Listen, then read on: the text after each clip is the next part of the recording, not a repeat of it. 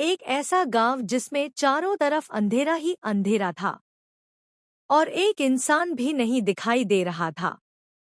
सारे दरवाजे बंद थे, बस एक दरवाजा खुला था, क्योंकि उस घर में परिवार के 4 सदस्य रहते हैं, राधा, उसका पति और 2 बेटियां।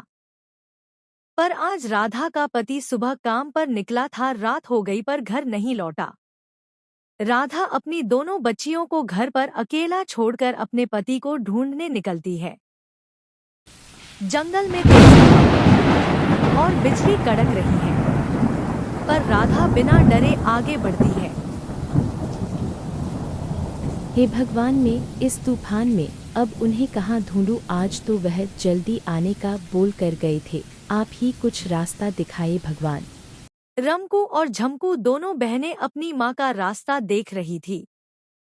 झमकू बड़ी मुश्किल से अपनी बहन को गोद में लेटाकर बैठी थी। झमकू को कुछ महसूस होता है कि घर के बाहर कोई है। रमकू फिर से बोलती है, माँ कब तक आएगी? मुझे नींद नहीं आ रही है, डर लग रहा है। झमकू को जो आहट महसूस हो रही थी वह जंगली जानवर की थी।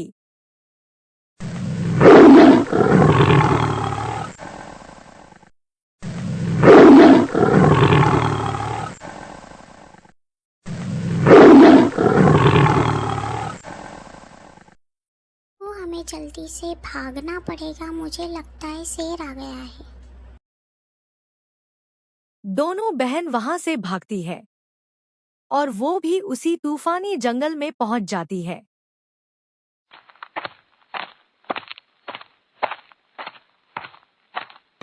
चारों तरफ अंधेरा और अजीब अजीब सी आवाज आ रही थी। रमकू फिर बोलती है, चलते चलते मेरे पैर दर्द कर रहे हैं। तभी दोनों को सामने एक पुरानी हवेली दिखाई देती है। रमकू देख, सामने हवेली दिखाई दे रही है। क्यों ना आज रात हम यहीं गुजार लेते हैं, सुबह होते ही हम माँ को ढूंढ लेंगे, तो चिंता नहीं कर। रमकू झमकू हवेली के अंदर चली जाती है। दीदी, यहाँ पर बहुत अंधेरा है। दीदी, ऊपर के रास्ते पर रोशनी दिखाई दे रही है, हम वहाँ चलते हैं। दोनों सीढ़ियों के रास्ते से ऊपर चली जाती है। ऊपर पहुंचते ही सीढ़ियां नीचे कमरे में जा रही थी। वहां सीढ़ियों से नीचे उतरती है और वहां देखते हैं कि उनके पिताजी को किसी ने बंधक बना के रखा है। दोनों मौके का इंतजार करती है।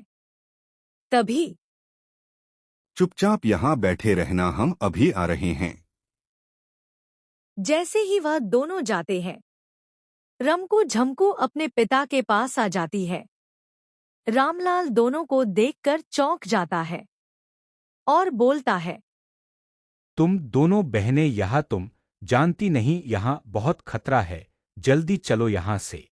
तीनों वहां से भागते हैं और पीछे के रास्ते से बाहर निकल जाते हैं। पहले ही आप नहीं मिले और अब दोनों बच्चे भी पता नहीं कहाँ है, भगवान क्या करूं? राधा भगवान से प्रार्थना कर ही रही थी कि तीनों आ जाते हैं।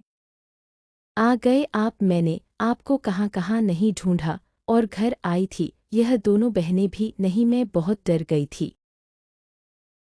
बताता हूँ राधा, जमींदार ने मुझे बंधक बना लिया था। वह हमारी जमीन जबरन लेना चाहता है, उसके बदले वह मुझे कुछ पैसे भी दे रहा था, पर मैंने मना किया कि मुझे जमीन नहीं बेचनी है, तो बंधक बना लिया। मुझे लगता है सुबह होते ही हमें पुलिस को सारी बात बता देना चाहिए, ताकि जमींदार दोबारा ऐसा ना कर पाए, नहीं तो क्या पता कल को क्या करे। राधा और रामलाल पुलिस स्टेशन पहुंचकर पुलिस को सारी बात बताते हैं। इंस्पेक्टर राघव उन्हें विश्वास दिलाते हैं कि वह सब ठीक कर देंगे।